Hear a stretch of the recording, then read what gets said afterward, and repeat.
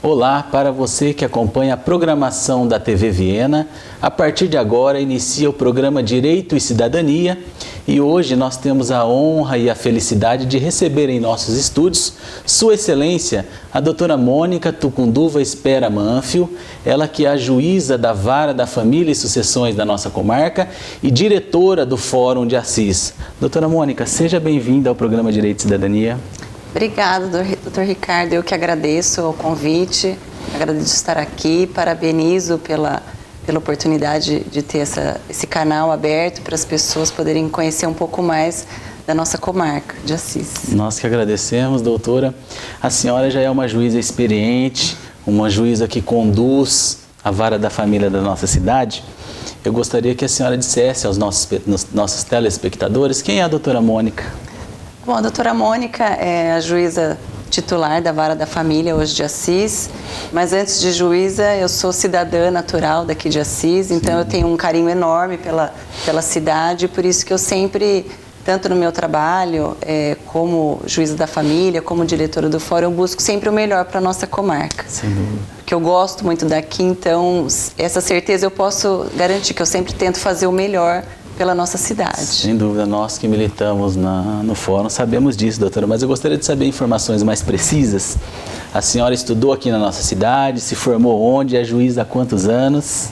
Eu estudei aqui em Assis até meus 16 anos, depois eu fui para São Paulo, fiz faculdade lá em São Paulo, na Universidade Paulista. Sim.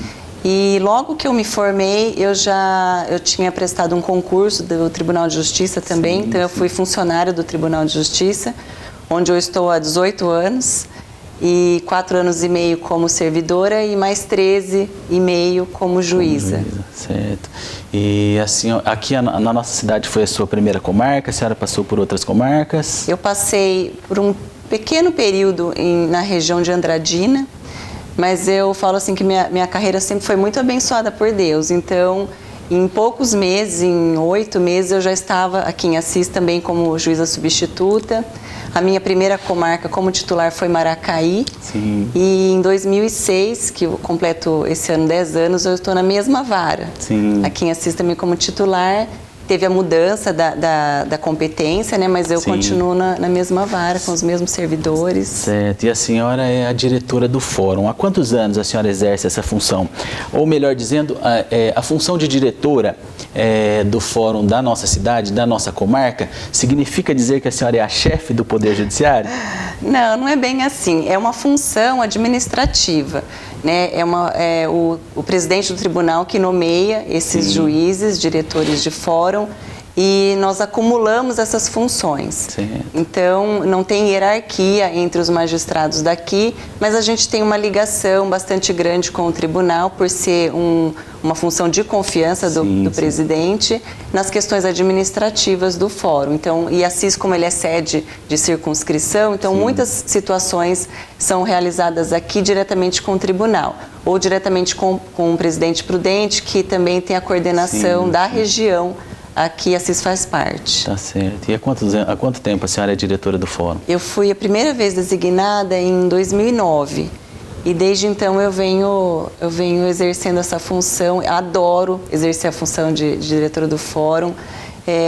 Acho que dá bastante margem para a gente fazer novos projetos de melhorias para o tribunal local. Então é algo que eu faço com bastante amor e bastante carinho também. Sem dúvida, da mesma forma eu tenho acompanhado o trabalho da senhora e gostaria que a senhora dissesse aos nossos telespectadores, como diretora do fórum e ao longo desses 7 anos, não é, de 2009 para cá, os avanços que o Poder Judiciário de Assis teve, doutora Mônica. São bem significativos os avanços que aconteceram, as melhorias.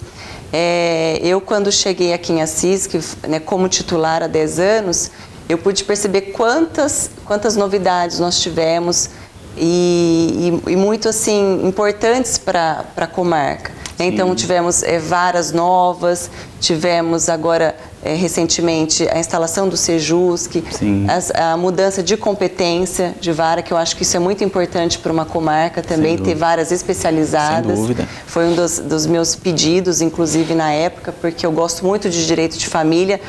achava importante ter uma vara de família, né, na cidade de Assis, acho que comportava isso e deu certo. Então, e tem crescido bastante, né? Então, a Assis eu vejo como que tem tido muita prosperidade nessa área jurídica e dentro do judiciário. E a gente quer buscar mais ainda, né? De sempre dar o melhor para a nossa comarca. Sem dúvida. Na verdade, a vara de família, o direito de família é uma área muito sensível do direito, né, doutora? E certamente a senhora se dedica praticamente o seu dia todo em frente a esses processos, em frente a essas pessoas, aos jurisdicionados que buscam uma solução para o caso, né? Eu gostaria de saber como que a senhora concilia, então, a função de juíza para atuar nos processos e a função de diretora. Como que a senhora faz isso? Como a função da administração eu acabo acumulando, então eu também tenho uma equipe que funciona muito bem para me auxiliar nesse trabalho.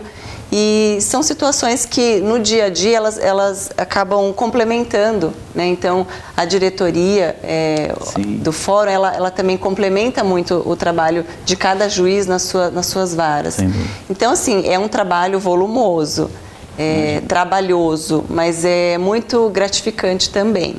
Então traz algo assim que dinheiro nenhum paga. Sem dúvida. A gente vê os resultados, são realmente muito primorosos. Imagina, doutora Mônica, recentemente eu estive lá no fórum onde recebemos a visita do presidente do Tribunal de Justiça e foi instalada a terceira vara criminal, não é? Isso. Eu gostaria de saber da senhora dos projetos para o futuro. Tenho conhecimento de que será instalada a vara da Fazenda Pública. Eu gostaria que a senhora dissesse desses projetos do futuro.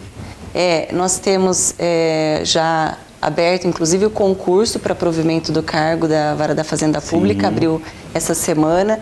Então, em breve... Só fazendo um parênteses, doutora Mônica, hoje nós temos o serviço anexo das fazendas, não é isso? Isso, a gente tem o setor de execução fiscal. Certo. Eu fui corregedora desse setor por 9 anos. Sim. E agora esse setor vai fazer parte pela Vara da Fazenda Pública. Tá certo. E tem expectativa, a senhora disse que já está aberto o concurso para o provimento dos cargos. Isso. E a expectativa de instalação dessa vara, senhora? Eu acredito que no começo do ano que vem, que agora tem toda a tramitação por conta das eleições também. Então as movimentações dos juízes provavelmente aconteçam em novembro e até ser realmente efetivada essa instalação, porque nós temos a questão estrutural também para deixar pronta. Eu acredito, não tenho certeza, isso depende do presidente do Tribunal de Justiça, mas eu acredito que entre fevereiro, março, a vara já vai ser instalada. Tá certo. E tem alguma novidade a respeito de instalações de outras varas cíveis? Ou por enquanto é só a vara? De varas cíveis não, tem a vara da Fazenda Pública. Nós tivemos recentemente instalada a terceira vara criminal. Mas outras varas ainda não tem, teria que ter lei para isso. Tá certo. E, doutora Mônica, Assis é a comarca e algumas cidades pertencem a esta comarca. Quais são as cidades que pertencem à comarca de Assis? A comarca de Assis, ela tem o município de Assis, que é a sede, e tem os municípios de Echaporã, Florínia e Itarumã, que fazem parte da comarca de Assis. Tá certo. E a circunscrição de Assis, que é a 26ª, tem outras comarcas que também abrangem. Então tem Cândido Mota, tem Coatá, tem Maracaí, Paraguaçu Paulista e Palmital. E Assis é a sede. Entendi. E a senhora disse que brevemente será instalado o Sejusc, é isto? Ou ele já existe? Ele já existe. Ele já existe, mas ele vai para um outro local, é isso? Isso. O Sejusc hoje está sendo muito atuante, tanto por parte do CNJ como por parte do Tribunal de Justiça, tem tido um investimento muito grande no Sejusc. São centros de solução de conflitos e cidadania. E aqui em Assis já existe o Sejusc desde o final de 2012, salvo engano. Só que a gente quis melhorar o Sejusc. Lá no fórum estava difícil, porque tem aumentado muito a procura pelo Sejusc, que as pessoas procuram para resolver os seus problemas, mesmo sem existir um processo, que nós chamamos dos pré-processuais, e dos processuais também, né, por conta até do novo código de processo, que aumentaram os números de audiência de tentativa de conciliação. Então, nós estamos investindo para que isso dê um atendimento melhor para o nosso jurisdicionado. Então, nós estamos fazendo uma parceria com a Associação Comercial. Essa semana nós já estamos fazendo a mudança física para que esse atendimento seja melhor para a sociedade. Então, as pessoas podem procurar o Sejusc para resolver alguns conflitos. E a gente tem investido exatamente por ele ser gratuito, por ele ser célere e efetivamente conseguir uma solução eficiente para o cidadão. Tá certo. Né? Então, um resgate do diálogo, da comunicação, porque eu falo que a conciliação, mediação não busca só o acordo, ela busca restabelecer essa comunicação entre as pessoas que está sendo muito difícil hoje em dia. As pessoas às vezes não têm oportunidade de conversar. Então, no Sejusc, nós damos essa oportunidade para as pessoas conversarem e tentarem solucionar os seus conflitos. E a senhora pode nos dizer a porcentagem de processos que são solucionados pela conciliação? Ou é difícil esse número? Assim, um dado exato eu não tenho. Eu vejo que nos processos de família são bem maiores os índices de acordo. E situações também de conflitos mais não muito complexos, né? Então, mas a gente tem um índice bastante alto de conciliação, sim, de acordos. Bom, nós ficamos felizes realmente com o avanço da nossa comarca. E eu gostaria que a senhora dissesse a partir de quando também nós vamos virar a entrância final. Eu gostaria que a senhora explicasse para os nossos telespectadores o que é a entrância final. Bom, isso foi uma expectativa que a gente estava há praticamente 10 anos batalhando. É que a CIS já era, né? Era assim, antes da lei de 2005, nós tínhamos esses degraus, a nomenclatura era diferente, mas era isso, Era primeira entrância, segunda entrância, terceira entrância, até para chegar na capital. Com essa reclassificação, nós tivemos a entrância inicial, entrância intermediária e entrância final, para depois ir para a segunda instância, que é o tribunal. E naquela época, algumas comarcas, como eu cito sempre assim, como exemplo Presidente Prudente, Marília, que são as mais próximas, que também eram comarcas de terceira entrância, que com a nova lei, elas foram transformadas em entrância final. Continuaram, né? Continuaram. E a CIS ficou como entrância intermediária. Então, foi uma batalha durante esses 10 anos para nós conseguirmos essa equiparação. E agora, dia 19 de setembro, entrou em vigor realmente a lei, que teve uma vacácio de 1 ano. E então, hoje, a comarca de Assis é comarca de entrância final. Poxa, isso demonstra a importância da nossa cidade para a Justiça Paulista, não é isso? Ela tem um status de comarca de entrância final, como a da capital. Né? Então, eu falo até no meu exemplo, eu posso hoje me promover para a CIS e depois eu vou direto como desembargadora no Tribunal de Justiça. É lógico que tem toda a questão de concursos, né, dentro da carreira, antiguidade, merecimento, mas tem essa possibilidade. Eu não preciso sair daqui para ir para uma outra comarca para depois ir para o tribunal. É importante para a continuidade do trabalho que a senhora vem realizando, não é isso? Eu fiquei muito feliz de saber que eu posso ficar aqui, né? E depois, e mesmo assim, prosseguir na minha carreira. Tá certo. Bem, doutora Mônica, nós falamos nesse primeiro bloco sobre os assuntos do Poder Judiciário. No próximo bloco nós falaremos sobre o direito de família em específico. Então nós vamos para um breve intervalo e retornamos em instantes.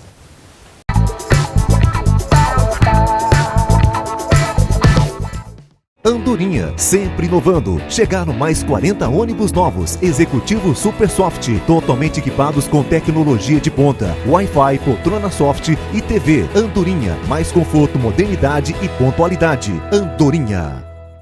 Chegou a cerveja burguesa. E pra comemorar, um brinde a quem nunca fura com os amigos, aconteça o que acontecer. A quem sempre dá um jeito. Ao cara que você jura que dá bem de vida. Ao sexo frágil. A quem se hidrata depois do jogo. E finalmente, um brinde a uma cerveja que você tem que provar. Burguesa, um brinde a você. E a quem não bebe e dirige. Beba com moderação.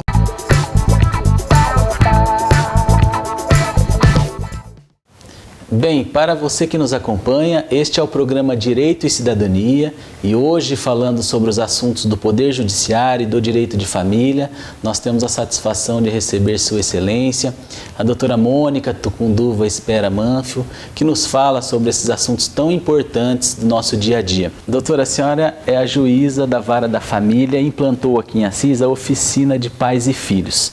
Eu gostaria que a senhora dissesse para os nossos telespectadores o que consiste essa oficina.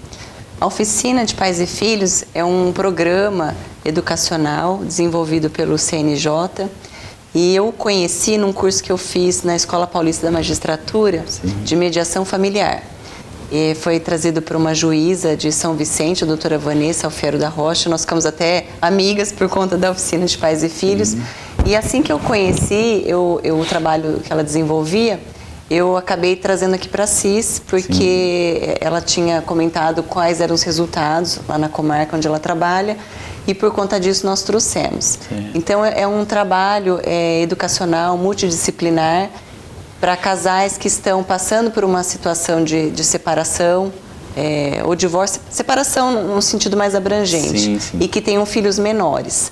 Então nós buscamos com esse trabalho mostrar para as pessoas que apesar da separação, muitas vezes inevitável, mas que isso não pode afetar de forma tão nociva na relação dos pais com os filhos, que deve preservar essas relações de afetividade entre pais e filhos, independentemente do casal estar junto ou não.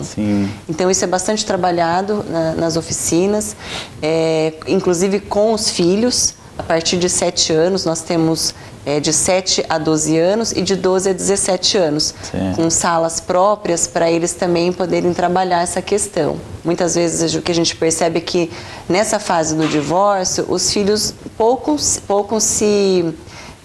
participam do que está acontecendo, da relação, se vão se divorciar, com quem que vai ficar. Então, esse ambiente é um ambiente que eles podem muitas vezes manifestar o que eles estão sentindo, como eles estão reagindo com essa situação.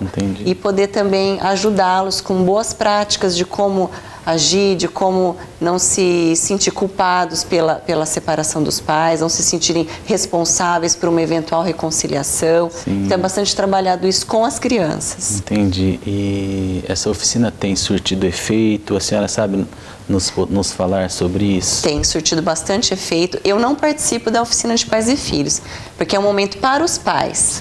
Né? Então, até porque se eventualmente não houver um acordo entre eles, o processo volta para eu julgar. Então, eu não participo. Mas eu participo assim, de toda a parte de coordenação das oficinas e o pós-oficina também, porque muitas vezes os processos voltam a tramitar e nas audiências a gente percebe se aquilo teve algum tipo de resultado na vida das pessoas, né? Porque ele não visa conciliação ou reconciliação, mas visa mostrar para as pessoas a importância da preservação desses vínculos, porque a gente vê que acaba se divorciando, aí cada um vai para um lugar, ou então acontecem muitos problemas de alienação parental, então a gente tenta orientar as pessoas a ter um pouco mais de paz na vida delas, apesar da separação. E a gente percebe bastante efeito positivo, sim. Nós já atendemos aproximadamente 750 pais. Há 2 anos e meio, mais ou menos, que nós temos a oficina, que nós fazemos uma vez por mês. E a gente tem percebido, as pessoas comentam muito sobre o que aquilo como foi importante para a vida delas, como elas conseguiram enxergar outras situações, se colocar na posição do outro. Então, tem funcionado bastante, sim, as oficinas na vida das pessoas. Poxa, que interessante. Doutora Mônica, esta oficina, ela está adstrita àqueles que têm processos judiciais ou essa oficina também serve para alguém que eventualmente esteja com algum problema e queira participar? Atualmente, nós fazemos mais para os processos judiciais, aqueles que já estão em andamento. Mas nada impede que alguém tenha interesse em participar. E eu estou fazendo também, inclusive, essa parceria com o Sejusc, para que o Sejusc também seja uma porta aberta para quem procurar conhecer a Oficina de Pais e Filhos. Né? Então, hoje, a gente trabalha com os processos, porque tem muitos. Então, eu encaminho aproximadamente de 25 a 30 processos, né, 30 famílias por mês para as oficinas. Então, para a gente abrir... Um número considerável, é um número grande. Então, assim, a gente às vezes não dá conta de atender todos. Mesmo assim, a gente ainda soluciona aqueles casos que estão um pouquinho mais delicados, em que o casal está com dificuldade de se entender para poder resolver as questões dos filhos. Então, é um número bastante significativo. Sim. Mas a nossa ideia, sim, é poder ampliar para que outras pessoas possam ter esse acesso à oficina também. Poxa, que ótimo. Conte com a TV Viena, se precisar. Eu agradeço. A função de juiz, ela é nobre e ao mesmo tempo difícil, doutora, em especial aqueles que julgam casos de família, como é o caso da senhora. O acordo é a melhor solução? Eu penso assim, o acordo como foco, talvez não. Eu acho que o importante é restabelecer esse lado de companheirismo, sim, que apesar de uma separação, apesar de os filhos não terem o contato todos os dias com um pai ou com o outro, mas é essa humanização que eu acho que é mais importante do que o acordo. Sim. Porque o acordo por si só ele pode ser também descumprido, né? Então a gente tem que pensar em tudo que é feito para que esse acordo chegue a acontecer. Restabelecer o diálogo, restabelecer o respeito. Sem dúvida. Né? Então a gente trabalha bastante isso com as pessoas. Inclusive na oficina é trabalhado bastante isso sobre guarda compartilhada, sobre alienação parental, sobre direito a alimentos, sobre a importância do pagamento dos alimentos para os filhos. Então é essa harmonia que acaba chegando num acordo que eu acho que é o mais importante. Entendi, doutora Mônica. E nesta oficina, a senhora disse que como juíza não participa, né? Isso. Quem são os integrantes? Quem são os coordenadores Nós temos oficina? Os instrutores que trabalham... Se chama instrutor, Se chamam instrutores também. Eles trabalham já comigo desde o início da oficina, que foi implantada em abril de 2014. E hoje nós contamos, na maioria, com servidores lá do tribunal. Entendi. Pessoas que gostam, como eu gosto, e que tem esse perfil colaborativo mesmo, não precisa ter uma área específica, uma formação específica em determinada área, não precisa. O tribunal está trabalhando para ter formadores também pela Escola Paulista da Magistratura e pelo CNJ, desses instrutores, mas não precisa ter uma área específica, ou na psicologia, ou no direito, qualquer área, desde que a pessoa tenha essa sensibilidade de querer tratar do outro. Sim. E é necessário ser servidor do Tribunal de Justiça? Não. Nós fazemos parcerias com as faculdades. É a pessoa ter a vontade de trabalhar com a gente. Voluntariado, né? É um trabalho voluntário. Certo. Doutora Mônica, para os processos de família, existe um momento em específico em que a senhora tenta conciliar as partes? Sim, eu prezo muito por esse momento. Sim. Penso que é muito importante para as pessoas, principalmente quando se passa por uma situação de divórcio, de litígio envolvendo filhos menores, porque o que a gente percebe é que exatamente essas pessoas ainda não tiveram a oportunidade de sentar uma frente da outra e conversar. E é esse momento que é importante, né? Eu prezo muito também pela tentativa do acordo, porque eu, como juíza, já me deparei em muitas situações de que a sentença ela não resolve o problema. Ela extingue aquele conflito jurídico, mas o problema essencial que levou a pessoa ao judiciário, ele continua. Sem dúvida. E a pessoa vai trabalhar e vai viver com aquele conflito. Então, o que a gente busca é isso, através de todos esses mecanismos, essas ferramentas que nós temos, de buscar um acordo para que as pessoas sejam protagonistas da decisão delas. Sem dúvida. Elas têm muito mais facilidade para cumprir esses acordos do que se fosse por uma decisão imposta. Sem dúvida. E nessas audiências de conciliação, doutora, a senhora, essas são realizadas no Sejusc ou são lá A maioria é realizada no Sejusc. Né? Então, depois do novo código, principalmente, nós encaminhamos todos os processos com possibilidade de acordo, nós encaminhamos para o Sejusc para essa primeira audiência. Sim. Mas acontecem muitas audiências na vara também, porque eu acabo marcando audiências, inclusive de instrução, mas que viram uma audiência de conciliação. Sim. Que acaba nem instruindo o processo, nem ouvindo testemunhas, porque no diálogo nós conseguimos conversar e chegar num consenso ali para o que é melhor para aquela família. Certo. Doutora Mônica, nós temos visto no Brasil uma evolução muito significativa do direito de família. Eu gostaria de saber a opinião da senhora sobre essa evolução do direito de família. Tem tido bastante mesmo. E eu até estou terminando um curso de especialização em direito de família para me atualizar mais, porque os avanços têm sido muito grandes. Sim. E o direito ele precisa evoluir também para poder amparar essas novas relações, esses novos contextos jurídicos e contextos familiares de humanização, de harmonização das relações familiares. Sim. E nós precisamos evoluir também. Sem dúvida. Né? Porque senão ficamos com aquele direito ultrapassado e que existem situações de fato que precisam também ser amparadas.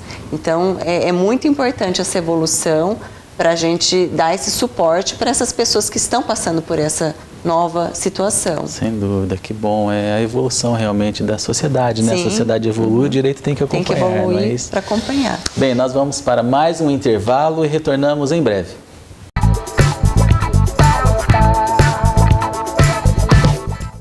Andorinha, sempre inovando. Chegaram mais 40 ônibus novos, executivo Super Soft, totalmente equipados com tecnologia de ponta, Wi-Fi, poltrona soft e TV. Andorinha, mais conforto, modernidade e pontualidade. Andorinha. Chegou a cerveja burguesa. E pra comemorar, um brinde a quem nunca fura com os amigos, aconteça o que acontecer. A quem sempre dá um jeito. Ao cara que você jura que tá bem de vida. Ao sexo frágil. A quem se hidrata depois do jogo. E finalmente, um brinde a uma cerveja que você tem que provar. Burguesa, um brinde a você. Ah, e a quem não bebe e dirige. Beba com moderação.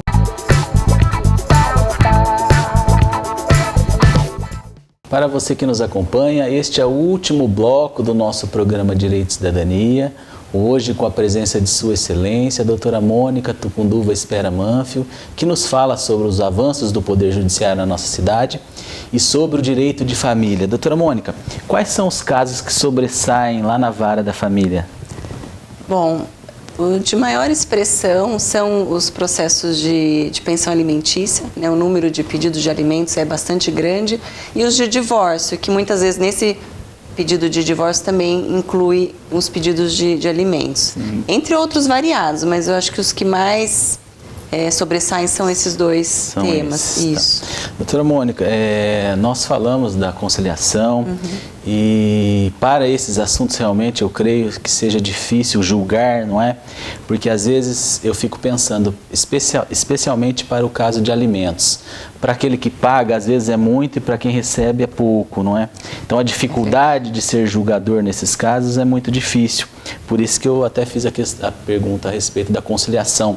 Mas eu gostaria então que a senhora dissesse mais um pouquinho sobre a conciliação, a mediação para esses casos. Porque exatamente, às vezes a senhora sentencia, que a senhora disse, ela extingue aquele processo, mas os problemas continuam, né?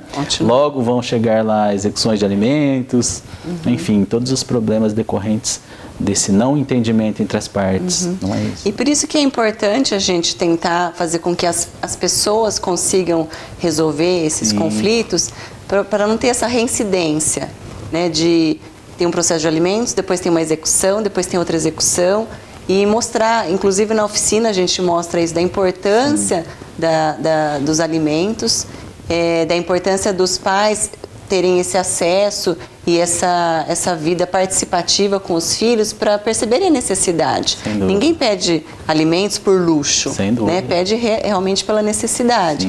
E para a gente fazer esse equilíbrio de necessidade e possibilidade, realmente para o julgador é mais difícil, né? Eu conheço o que está ali no processo, eu não conheço a realidade. Então, eu sempre converso com as partes exatamente isso. Olha, vocês, melhor do que ninguém, melhores do que ninguém, sabem qual que é a realidade de vocês. Vamos tentar chegar num consenso para quem sair daqui saber quanto vai pagar, se programar, se organizar na vida financeira para poder pagar. E para quem vai receber também, poder fazer um planejamento, fazer esses cálculos de quanto pode gastar por mês.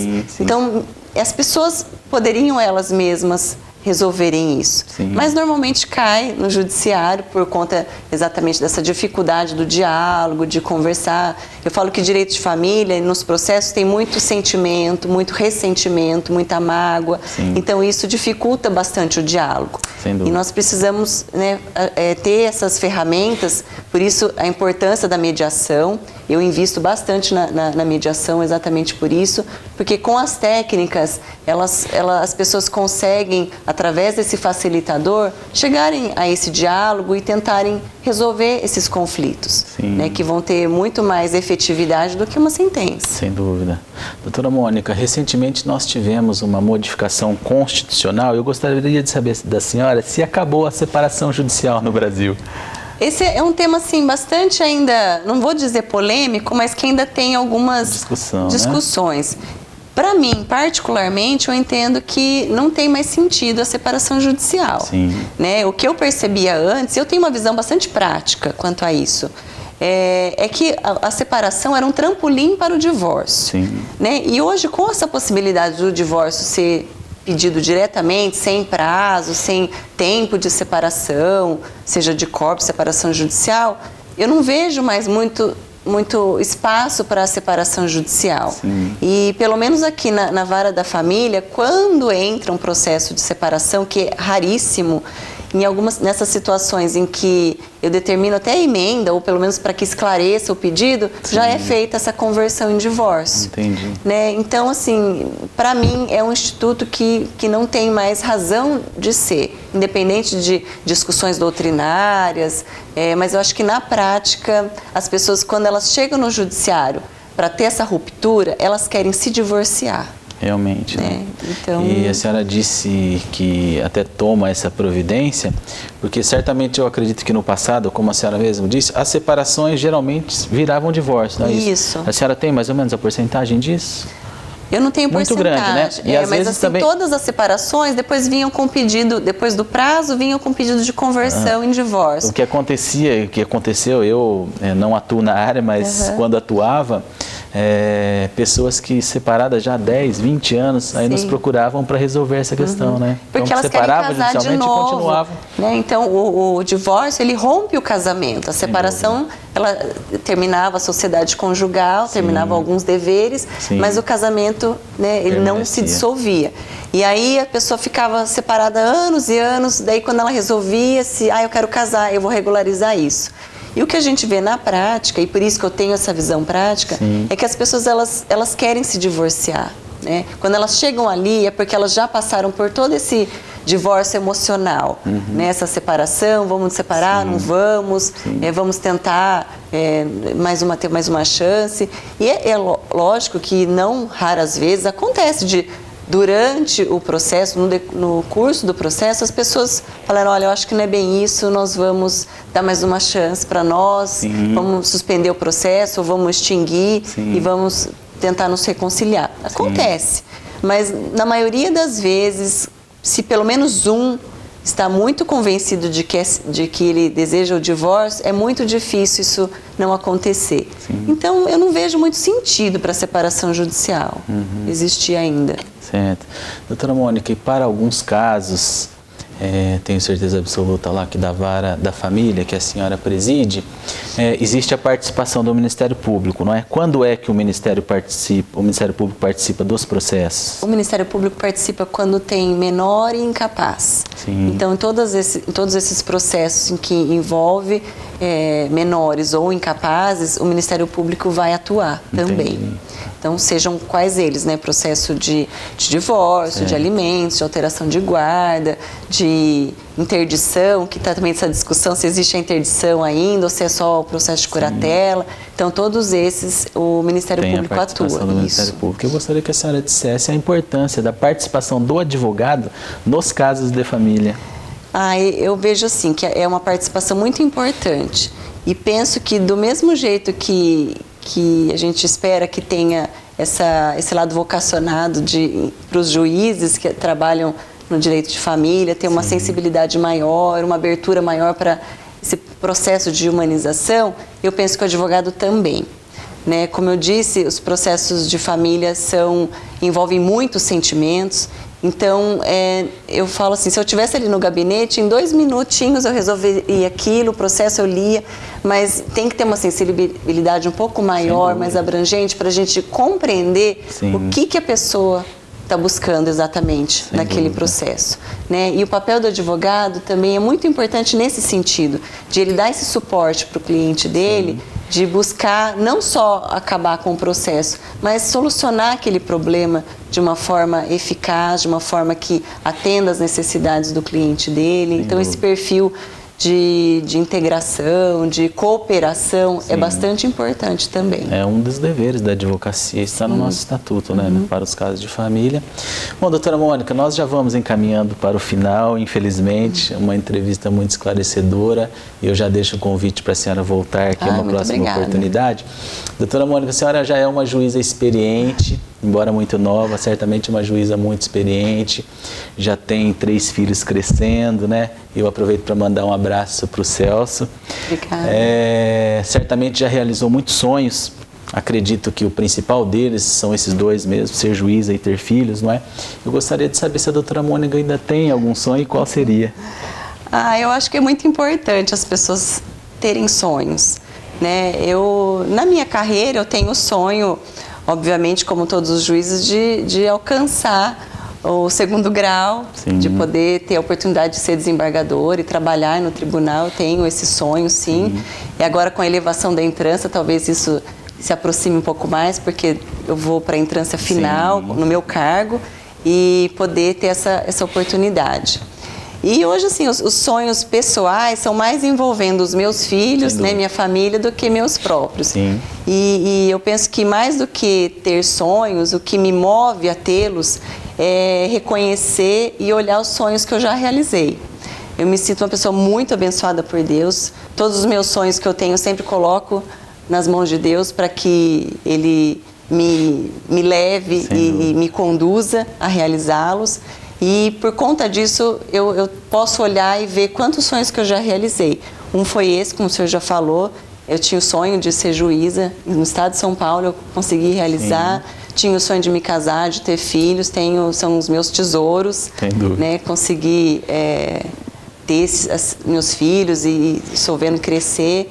E mais assim, de poder reconhecer e saber que é possível a gente realizar um sonho, né? Basta perseverança, basta determinação, basta olhar para esses sonhos realizados e poder ver que é possível ter novos sonhos e realizar novos sonhos também. Sem dúvida, uma ótima reflexão, doutora Mônica. Eu vou deixar os microfones do programa Direito e Cidadania à disposição da senhora para as suas considerações finais.